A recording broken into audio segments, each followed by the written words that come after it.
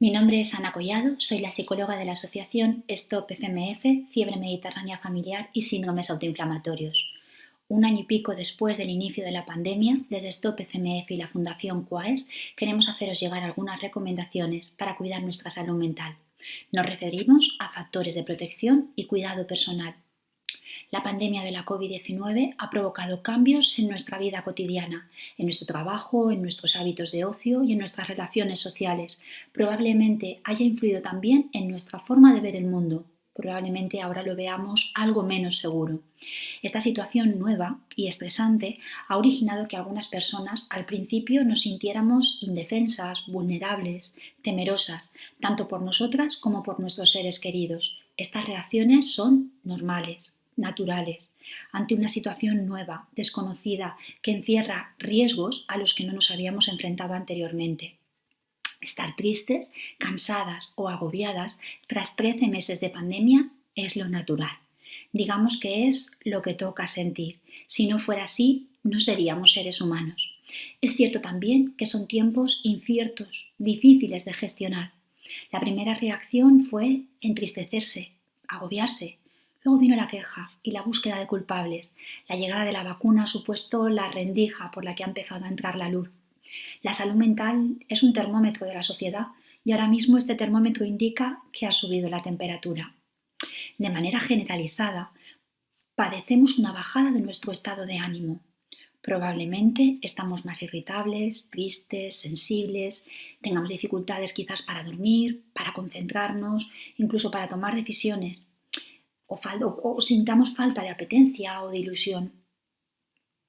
Padecemos una pérdida de reforzadores, es decir, de las actividades que son gratificantes para nosotras, tanto en nuestro trabajo, o si estamos viviendo un ERTE, o si se ha cerrado un negocio, si hemos tenido que cerrar un negocio, o si se han producido los cambios bruscos que produce el teletrabajo.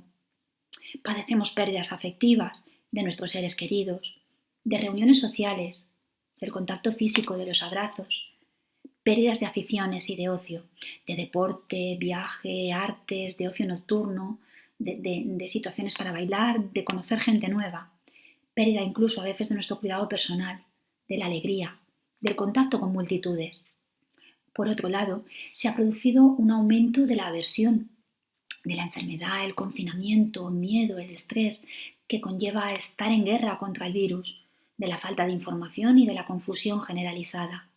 Sentir tristeza, miedo, angustia, estrés son por tanto las emociones esperables ante una situación como la que estamos viviendo, pero hay que saber manejarlas para que no nos creen más sufrimiento. De manera general, nos ayudará a aceptar que el antídoto contra la incertidumbre es vivir el día a día, que no podemos tener el control sobre todo lo que nos sucede. Aceptarlo nos ayudará a seguir adelante, que el cambio forma parte de la vida. Todo está en continua transformación. Necesitamos implicarnos en nuestro cuidado y en el de las demás personas. Permanecer como si fuéramos espectadores no nos va a ayudar. Nuestro bienestar es cosa nuestra, es nuestra responsabilidad. Nos toca tomar una decisión, dejarnos llevar por lo que nos apetece o por aquello que nos conviene. Evitar caer en la trampa de esperar a tener ganas de hacer cosas para hacerlas. Y me refiero incluso a aquellas actividades que eran gratificantes para nosotras, pero que ahora nos cuesta mucho más hacerlas porque no nos apetecen. Busquemos apoyos entre nuestros familiares, entre nuestras amistades, entre las redes vecinales, entre los recursos del barrio. Cuidemos nuestro cuerpo, manteniendo una alimentación variada, haciendo ejercicio físico, estableciendo buenos hábitos, como establecer horarios. Recordemos, un horario en el que podamos tener un tiempo de descanso, un tiempo de trabajo, un tiempo de ocio. Pero esta situación también puede desarrollar en nosotras respuestas y comportamientos como una mayor comprensión, una mayor aceptación del cambio, o de la resistencia, o el compromiso, o el altruismo, o la solidaridad. Estas son sin duda maneras muy saludables de afrontar esta y todas las crisis venideras. El desafío al que estamos expuestas todas las personas también posibilita descubrir fortalezas personales y modificar nuestra visión y la del resto de las personas. Un apoyo básico para restaurar nuestra sensación de bienestar son las relaciones sociales y los recursos de nuestra comodidad.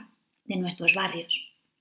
Para sobrellevar mejor esta situación, todos y cada uno de nosotros necesitamos del entorno, del otro, y esto pasa por una menor individualidad. Es un buen momento para ir todos a una, para darnos cuenta de que nos necesitamos las unas a las otras. Esto es más fácil de decir que de llevar a la práctica. Recordemos además que las emociones sufren un efecto contagio, un motivo más para resaltar la importancia de potenciar la solidaridad y la responsabilidad, y que no sean las emociones negativas las que se acaben contagiando. La alerta, la activación, el miedo sirven para protegernos ante situaciones que valoramos de riesgo. El que se convierta en un problema o no dependerá de la intensidad y la duración de nuestras reacciones. Si tenemos dudas sobre si estamos tristes o deprimidos, agobiadas o sufriendo ansiedad, no dudemos en recurrir a un profesional. Sigue siendo un buen momento para valorar las pequeñas cosas de la vida, esas cosas a las que probablemente no le dábamos importancia y que en el fondo son las cosas más importantes de la vida. Como decía Carmen Laforet, algunas cosas pueden parecer nada y lo son todo. Lo bueno es aquello que sin grandes destellos lo llena todo. Puede ser también un buen momento para que hablemos. Si nos necesitas, no dudes en llamarnos. 661 28 68 91.